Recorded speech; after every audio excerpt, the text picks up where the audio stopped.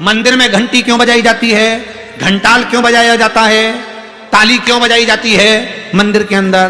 कारण क्या है? शंकर के मंदिर में घंटी क्यों बजाई जाती है? शंकर के मंदिर में उस घंटी को क्यों बजाया जाता है? ताली का नाद क्यों करा जाता है?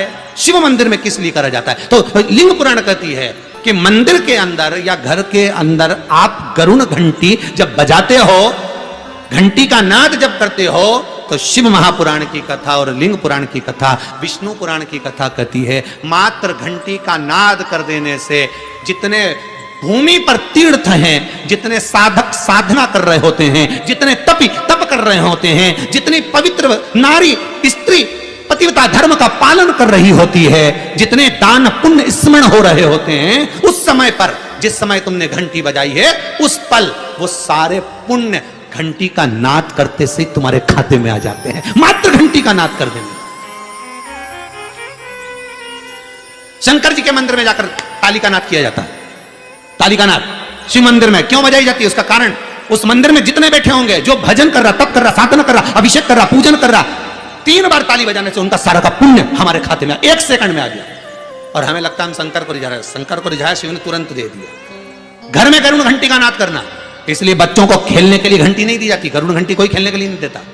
खिलौने दे देंगे, दूसरा सामान दे देंगे, पर गरुण घंटी नहीं देंगे। क्यों नहीं देते? क्योंकि गरुण घंटी का जब नाद करा जाता है तो सबका पुण्य हमारे खाते में आ जाता है। कोई साधारण घंटी बजाना पूजन के समय पर, स्मरण के समय पर, भजन के, इसलिए घंटी भी हर कभी नहीं बजाई जाती, समय समय पर। और आपसे भी निवेदन है, मंदिर में भी जाओ ना तो घंटी का नाद करो तो बड़े प्रेम से करो। ऐसा नहीं कि तुम लेट बजाए जाओ बजाए जाओ बजाए जाओ, ऐसा ही नहीं कि लटकी है तो बजाए जाओ। क्या मतलब? वो घंटी को बजाने के लिए आएगी? नहीं, उसका एक समय, उसका एक संबोधन, उसका एक आनंद। कई मंदिरों में मंदिर का पट बंद हो जाता है, दरवाजा बंद हो जाता है, तो भी लोग घंटी बजा देते हैं। दोष दोष भगवान अगर मंदिर में सो रहे हैं, लिखा हुआ है मंदिर के खुलने का समय इतनी बजे से इतनी बजे तक, मंदिर बंद है तो घंटी नहीं बजना चाहिए। जिस जगह पर ब्राह्मण विद्वान हैं, साधक हैं, संत हैं, साधु हैं, मंदिर अगर बंद होता है तो उसके साथ में घंटी के नीचे के भाग को रस्सी से ऊपर बांध दिया जाता है जिससे बजे ना। क्यों?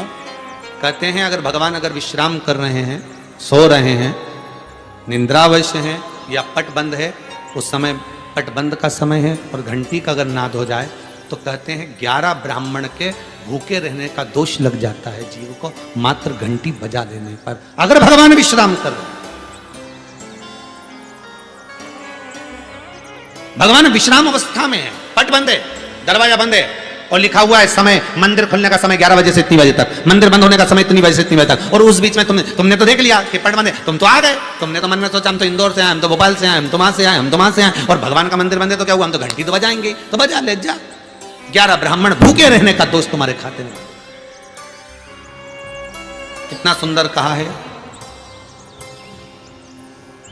शंकर भगवान को बेलपत्र चढ़ी हुई वापिस चढ़ सकती है, पर किसी भी देवता पर कोई फूल पुष्प आपने चढ़ाया, कोई पुष्प आपने चढ़ाया, ठंड का समय है या बारिश का समय है, पुष्प जो चढ़ाया हो सकता है कि मुरझाया नहीं हो।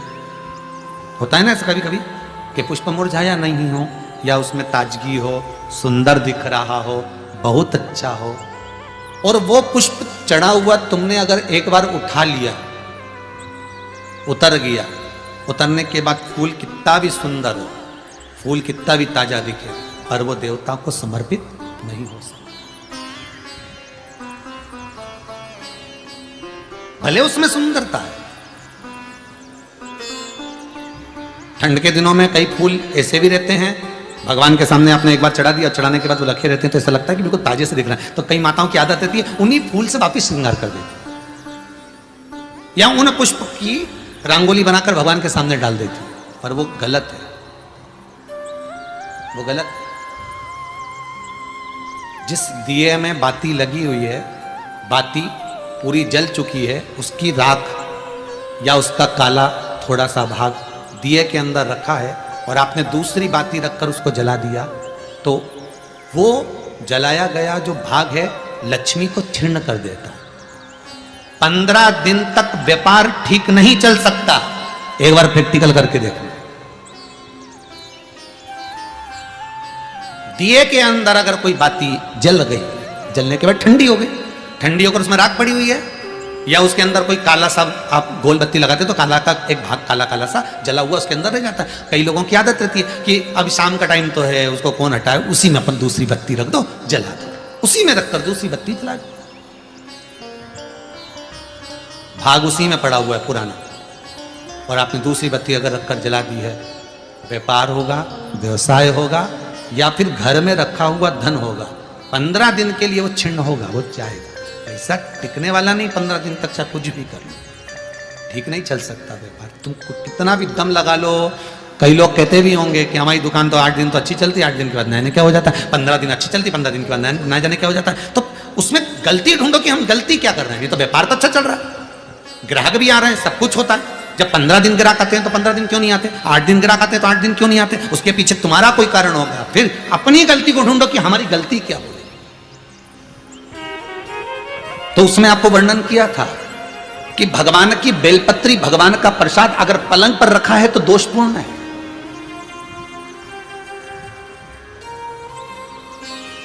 वो दोषपूर्ण है।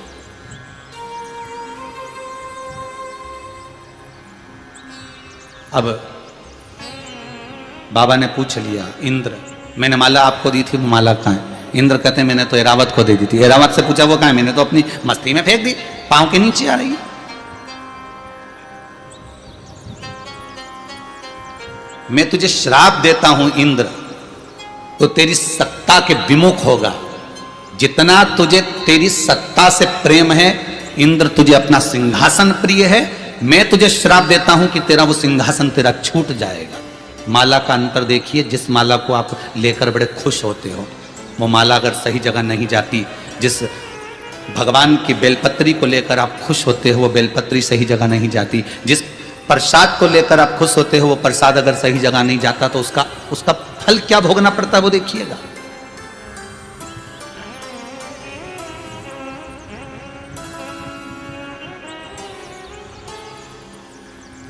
एक कथा आपको सुनाते हैं, वो कथा नहीं है, हमारे जीवन का प्रत्यक्ष उदाहरण है। प्रत्यक्ष उदाहरण।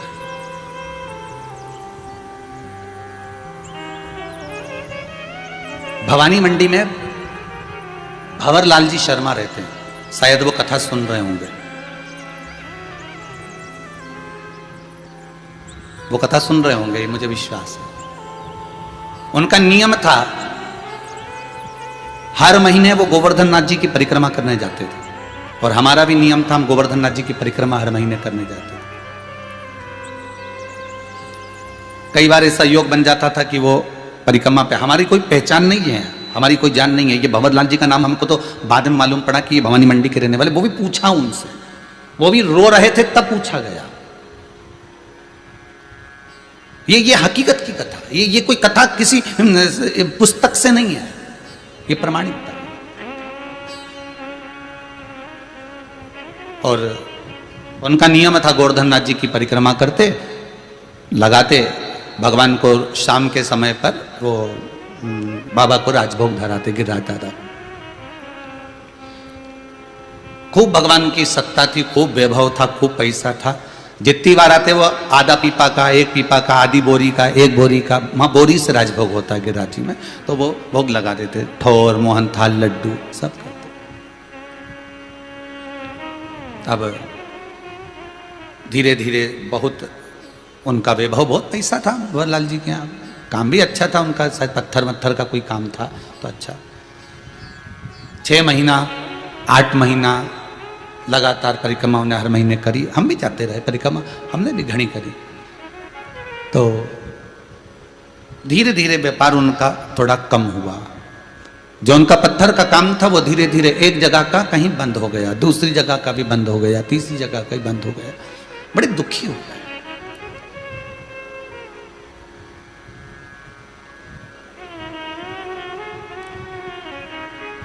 पूंछरी के लोटे के पहले मुकुट शिला आती, उस मुकुट शिला पर हम बैठे हुए थे और ये भैया निकल कर जा रहे थे और आज ये दोनों पति पत्नी की आंख में आंसू भरे हुए थे परिक्रमा करते करते। अब मुख से निकल गया, भैया आप कौन हो, क्यों रो रहे हो? और वो भी गिरिराज दादा की शरण में रो रहे। जब व्यक्ति भगवान की शरण में रहता है, भोलेनाथ की शरण में रहता है, ठाकुर की शरण में रहता है, मेरे कृष्ण की शरण में रहता है, मेरे गोवर्धन नाथ जी की शरण में रहता है, मेरे राम की शरण में रहता है, तो उसकी आंख में तो आंसू आना ही नहीं चाहिए। फिर आप क्यों रो रहे? अरे महाराज धोती तो पहने ही थे हम। तो कहा अरे महाराज, बहुत पहले की बात है, लगभग हो गए होंगे 8-10 साल, आज याद आई है तो बता दें। अरे महाराज बड़े दुखी हैं, क्या हो गया? हर महीने आते हैं, बाबा बहुत सुनता था, खूब वैभव था, परंतु अब कुछ बचा नहीं है। अब तो भगवान को हम भोग भी नहीं लगा पा रहे, वो स्थिति। फिर भी हम लगाते तो हैं, थोड़ा बहुत जो बन जाता।